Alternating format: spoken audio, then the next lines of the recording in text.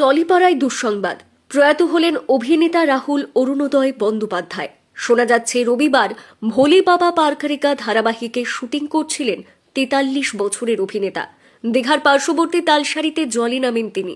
কিছুক্ষণ পর হঠাৎই তলিয়ে যান অভিনেতা রাহুল। তড়িঘড়ি টেকনিশিয়ানরা উদ্ধার করেন, তবে যতক্ষণে তাকে উদ্ধার করা হয় ততক্ষণে তিনি প্রাণ হারিয়েছেন বলে জানান টেকনিশিয়ানরা। জলে ডুবে মৃত্যু বলেই প্রাথমিকভাবে মনে করা হচ্ছে।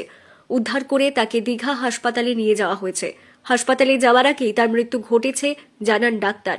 দীঘা হাসপাতালেই ময়না তদন্ত করা হবে বলে জানা গেছে পুলিশ সূত্রে। ধারাবাহিকে সকলেই তালসারিতে শুটিং করতে গিয়েছিলেন। ভাস্করের কথায় জলে ডুবেই মৃত্যু হয়েছে। ঘটনাটি প্যাক আপ হয়ে যাওয়ার পর ঘটেছে, তবে ঠিক কিভাবে ঘটেছে তা এখনো স্পষ্ট নয়। শোনা যাচ্ছে বেশ কিছুক্ষণ জলের তলায় ছিলেন তিনি।